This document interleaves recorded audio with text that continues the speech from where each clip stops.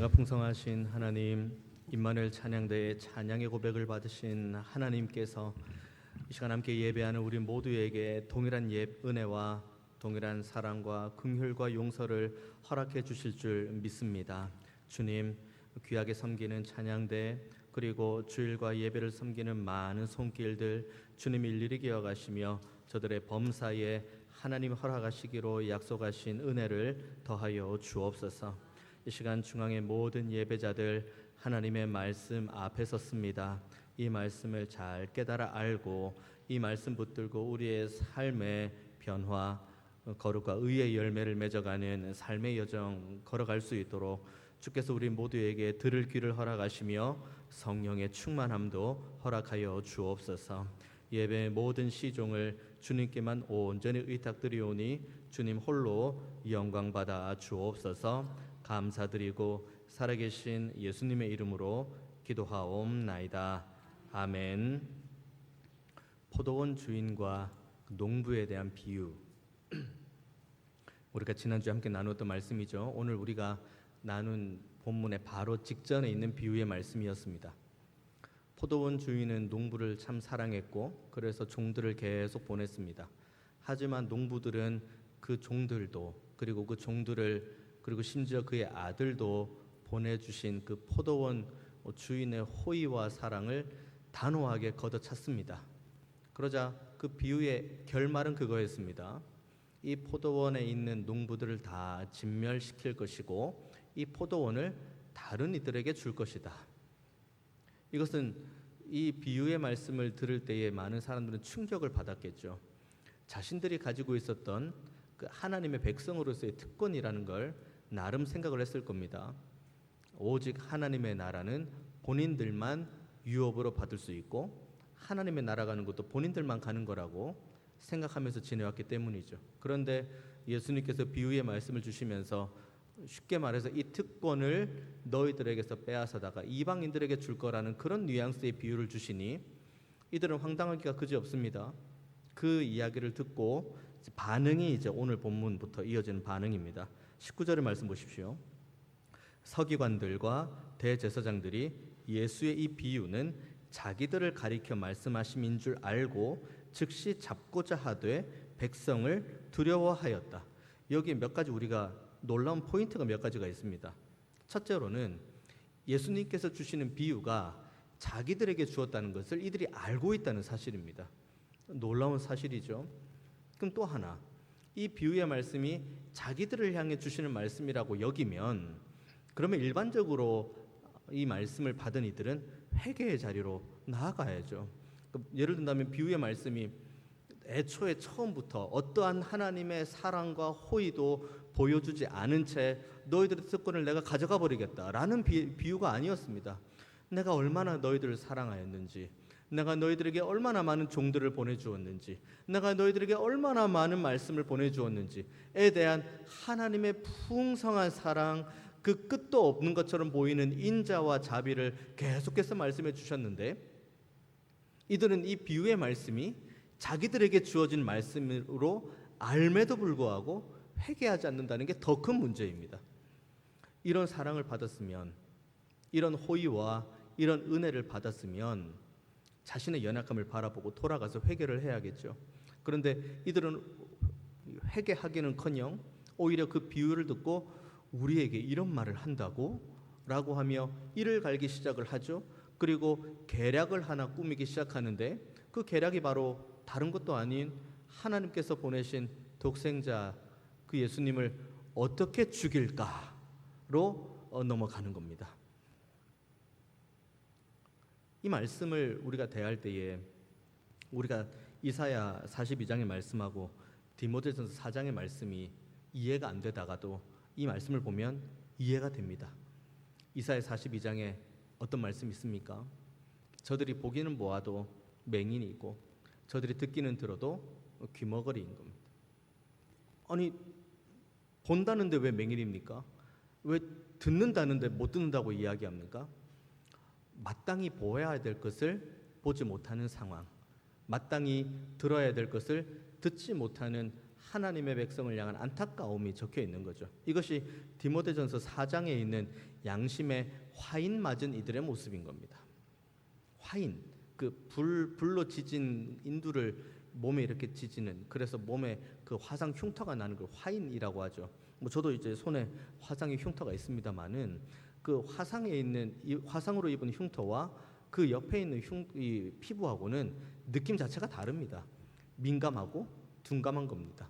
그래서 양심에 화인 맞은 이들이 어떠한지에 대해서 사도 바울이 분명하게 기록을 하는데, 양심에 화인 맞은 이들은 외식하고 그리고 거짓말한다.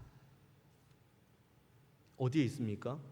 오늘 본문에 있고 어쩌면 우리들의 모습일 수도 있습니다.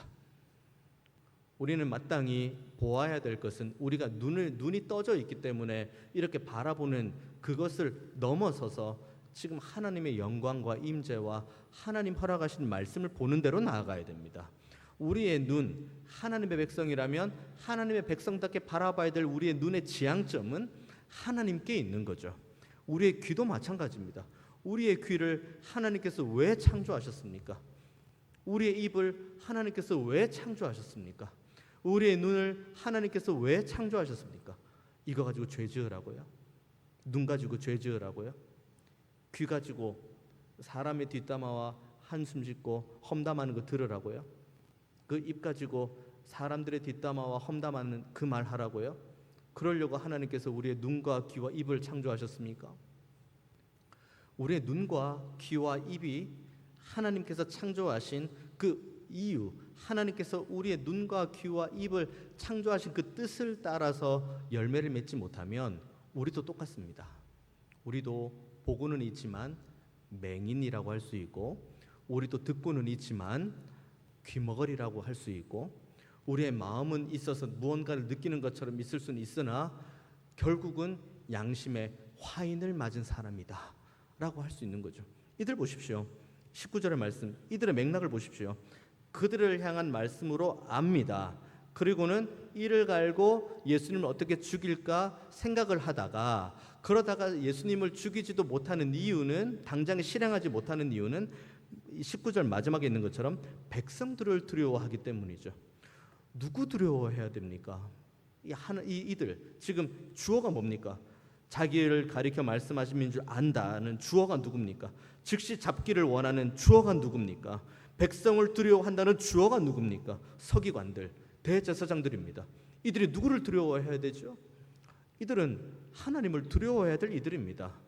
세상 사람 누가 뭐라고 해도 나는 하나님을 두려워하고 나는 하나님을 경외한다, 이 믿음을 가지고 사람들을 가르치고 자신들이 하나님 앞에 열매를 맺어 나아가도 시간이 부족한 이들이 대제사장과 서기관들인데, 오히려 이들은 외식하고 양심의 화인을 맞고, 그리고는 오히려 하나님을 두려워하지 않고 자신들의 시선을 바라보는 그 사람들을 두려워하는 그 모습 가운데에서 우리들의 모습이 있는 것은 아닌지 항상 돌아보아야 됩니다. 우리가 두려워해야 될 대상, 우리가 경외해야 할 대상은 사람이 아닙니다. 우리가 두려워해야 될 유일한 대상, 우리가 경외해야 될 유일한 대상은 아버지 하나님이라는 사실을 꼭 기억하는 저와 여러분 되기를 원합니다. 자, 이들이 이제 계략을 꾸미죠. 어떻게 예수님을 죽일까? 계략을 꾸밉니다. 그게 20절 말씀이죠. 이에 그들이 엿보다가 예수를 총독의 다스림과 권세 아래에 넘기려 하여 정탐들을 보내어 그들로 스스로 의인인 체하며 예수의 말을 책잡게 하니, 그들이 물어 이르되 예수님이여 우리가 아노니 당신은 바로 말씀하시고 가르치시며 사람을 외모로 취하지 아니하시고 오직 진리로서 하나님의 도를 가르치시나이다. 자, 정탐을 보냅니다. 그런데 대제사장들과 서기관들이 예수님을 죽이고자 하는데 본인들이 직접 나서지 않고 정탐들을 보내죠. 그리고 그 정탐들에게 어떻게 하게 합니까? 20절 말씀, 스스로 의인인 채 한다고 이야기를 합니다. 자, 여기서 의인인 채 한다는 것은 쉽게 말하면 착하게 지내는 걸 말하는 게 아닙니다. 도덕, 윤리적으로 흠없는 사람, 뭐 우리 이런 이야기 하지 않습니까? 저 사람은 법 없이도 살 것 같은 사람이야. 너무너무 착해. 아무도 안 보는데도 신호 잘 지켜. 아무도 안 보는데도 법 잘 지켜.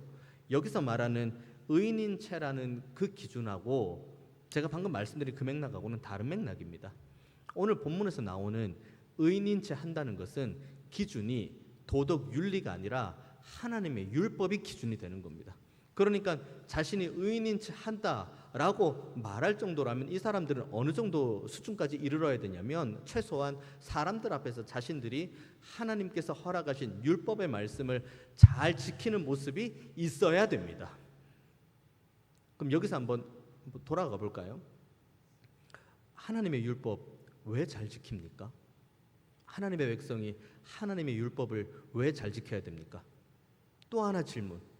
하나님께서 하나님의 백성에게 율법은 왜 주셨습니까? 그 율법 가지고 범죄하라고요? 그 율법 가지고 나쁜 짓 하라고요? 그 율법 가지고 다른 사람 정죄하라고요? 그 율법 가지고 다른 사람 손가락질 하라고요? 그 율법 가지고 나 자신이 옳다는 것을 증명해 내려고요? 바울은 분명히 선언합니다. 의인은 없나니 하나도 없다고 이야기를 합니다. 하나님께서 율법을, 그러니까 구약의 율법을 주신 이유는 이때 당시 기준으로 다시 넘어와 봐서 하나님께서 율법을 주신 이유는 분명합니다. 그 율법을 가지고 죄짓지 말라고요. 그 율법을 가지고 거룩한 백성답게 살아가라고요. 이 율법을 가지고 하나님의 백성다운 모습으로 살아가라고요. 그러면 자, 하나님께서 율법을 주신 이유가 바로 이겁니다. 그러면 하나님의 백성이 이 율법을 받고 그 다음에 어떻게 살아가야 됩니까? 그 말씀 주신 이유대로 살아가는 겁니다. 말씀 받고 이 말씀에 근거해서 내 삶을 한번 돌아보고 그리고 내 삶에 어떠한 연약함이 있는 것은 아닌지 내 삶에 어떤 죄가 있는 것은 아닌지 스스로 돌아보고 점검하고 다시 거룩한 길로 자기 자신을 계속 올려놓는 겁니다. 십자가의 길로 자기 자신을 올려놓는 거죠. 이게 하나님께서 율법을 주신 이유이고 율법을 받은 하나님의 백성이 걸어가야 될 마땅한 길입니다.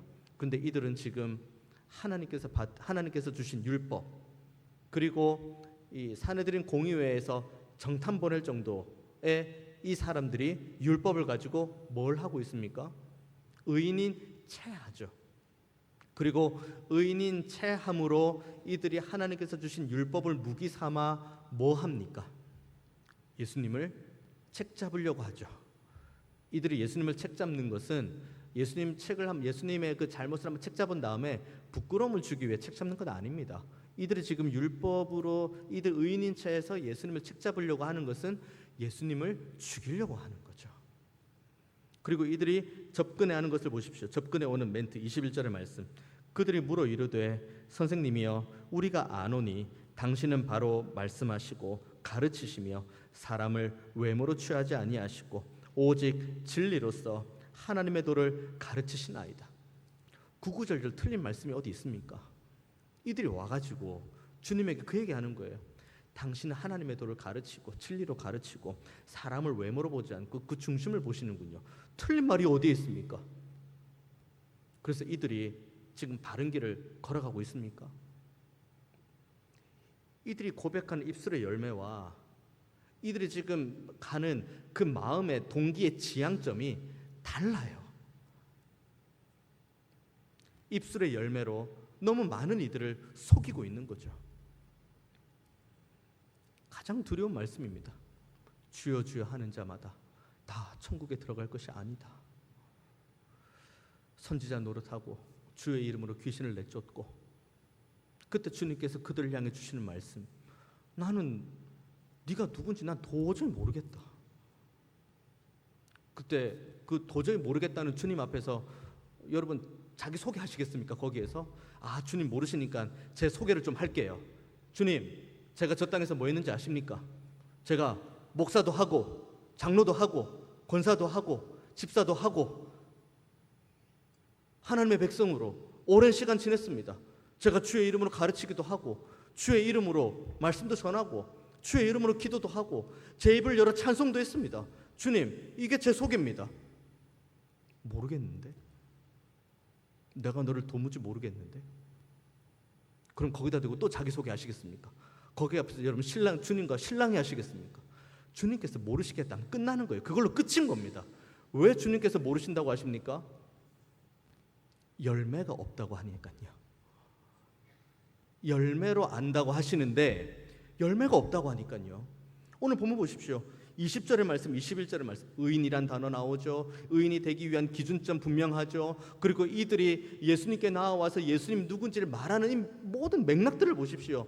그 어느 것 하나 잘못된 게 있습니까? 그들의 입술로부터 나오는 모든 말들이.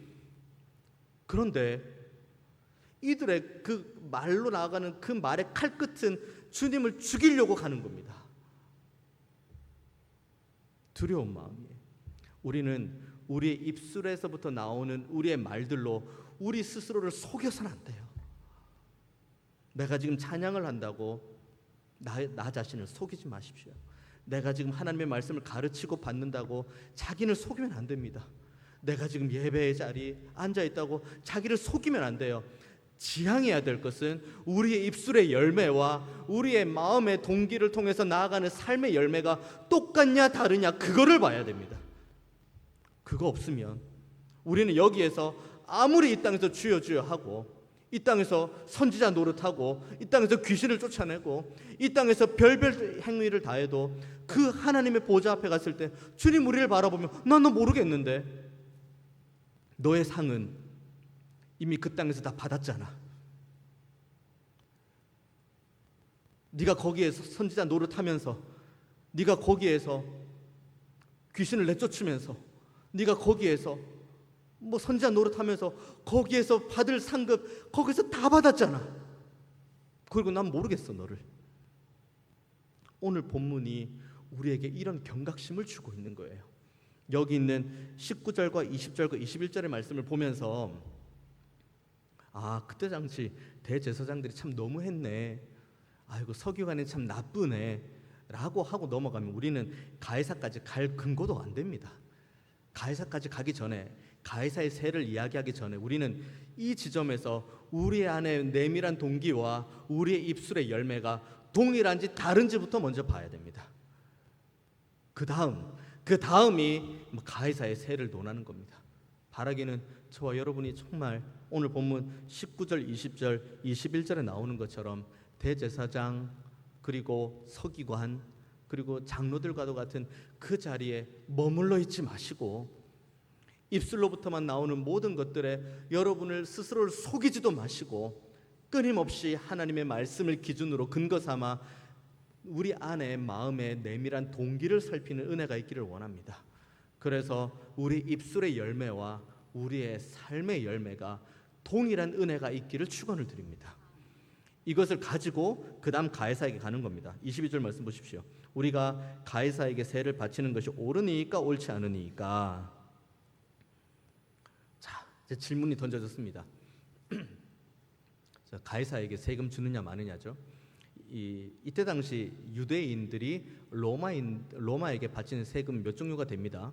그 중에서 이제 오늘 본문은 인두세가 해당이 됩니다. 인두세는 뭐냐면 성인 남자가 자신이 로마의 지배를 받는다는 것을 의미하는, 자기가 이제 로마의 지배를 받는다는 걸 고백하는 세금이 인두세인 겁니다. 금액은 높지 않아요. 1년에 한 번 내는 겁니다. 자존심의 문제죠. 금액의 문제, 이거 비싼데 탈세를 할까 절세를 할까, 그런 탈세하고 절세할 정도의 그렇게 높은 금액도 아닙니다. 자존심의 문제. 어떤 자존심 문제입니까?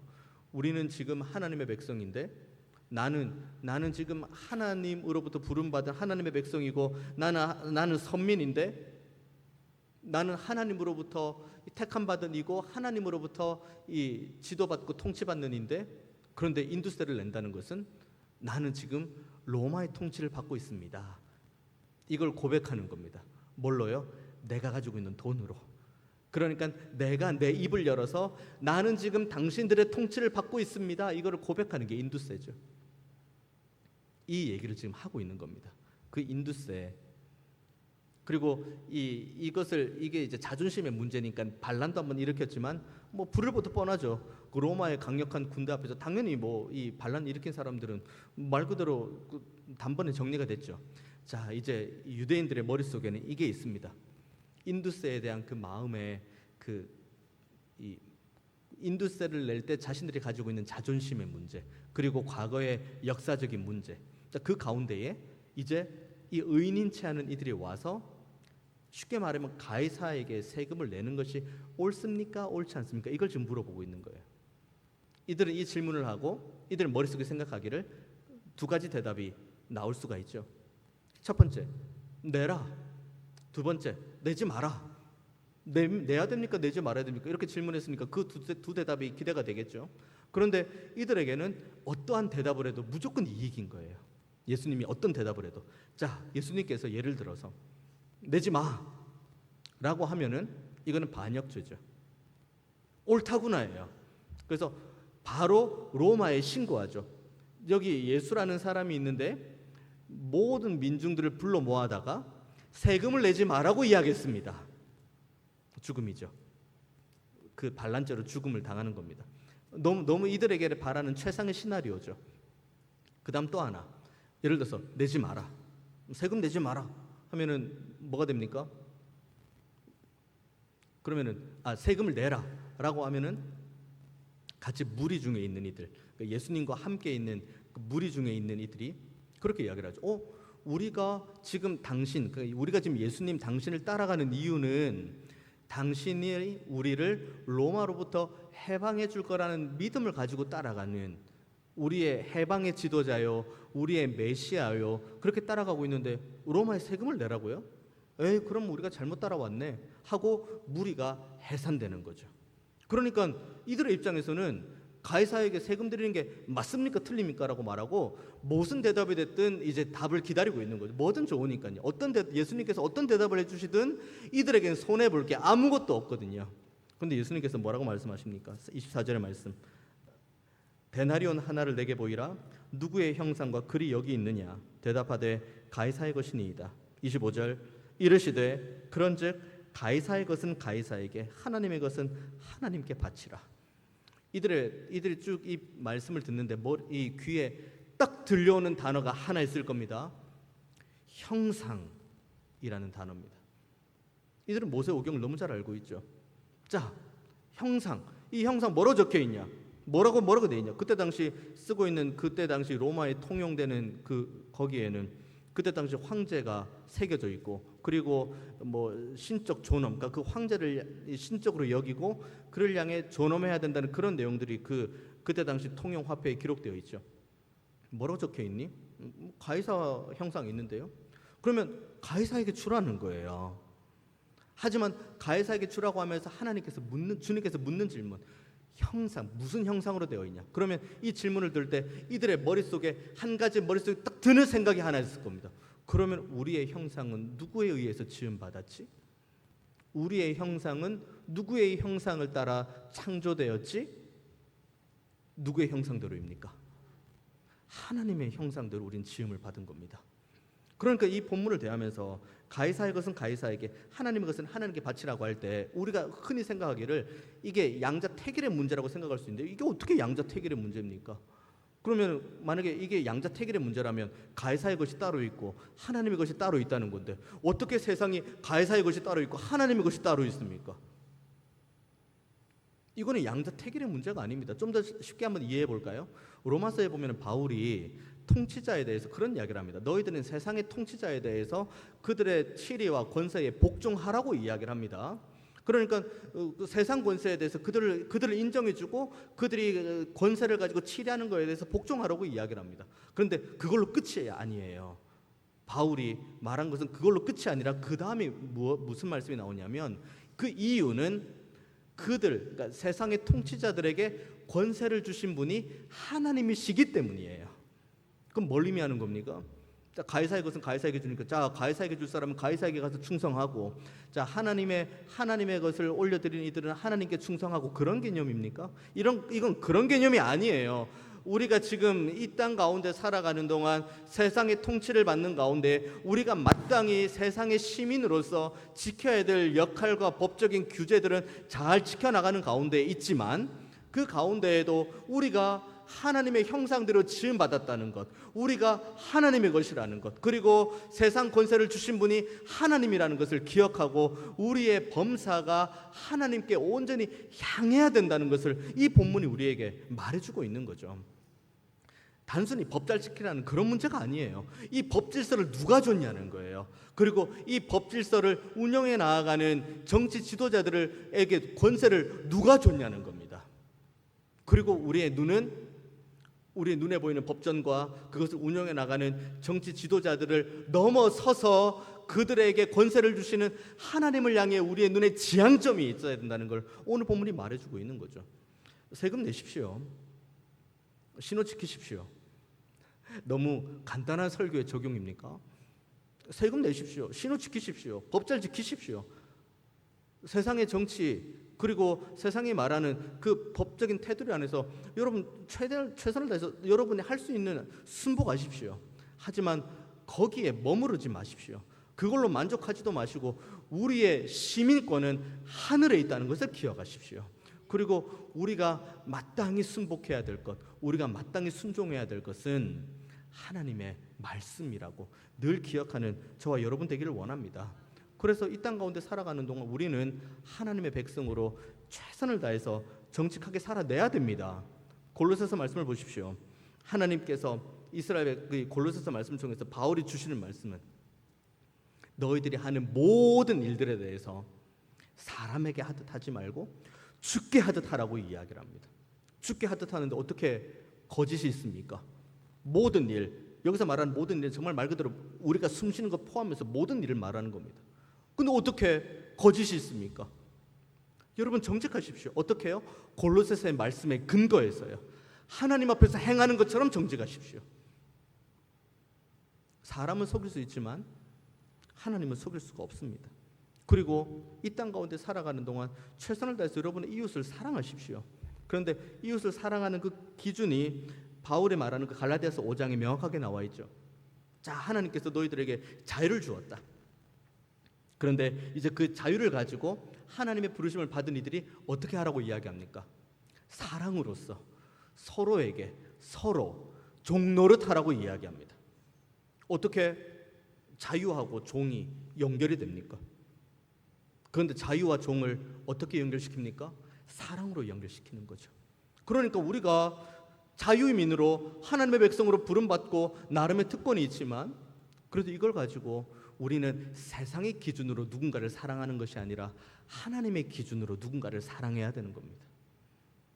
그리고 정직하게 사랑하고 그리고 최선을 다해 하나님 백성답게 살아가는 가운데 우리는 무엇보다 하나님의 주권적인 섭리를 신뢰해야 됩니다. 로마서에 말하는 그 말씀 그대로 아닙니까?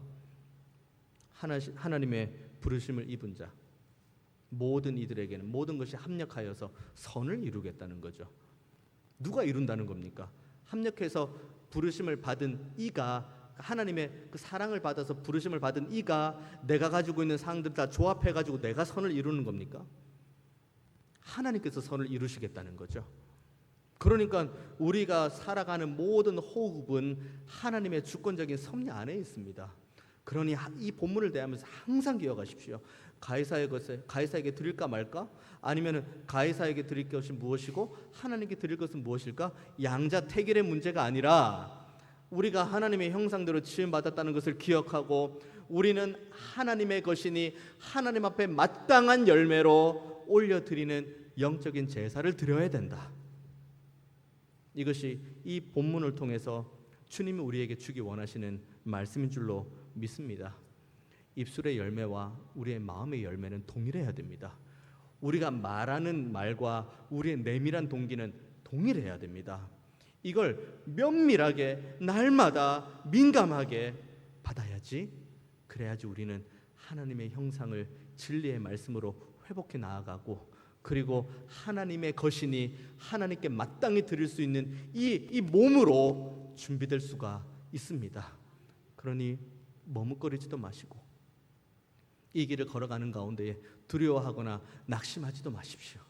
하나님께서 하나님의 형상대로 지음받은 우리들을 여전히 살피십니다. 우리의 기도를 여전히 들으십니다. 그리고 여전히 우리를 인도하십니다.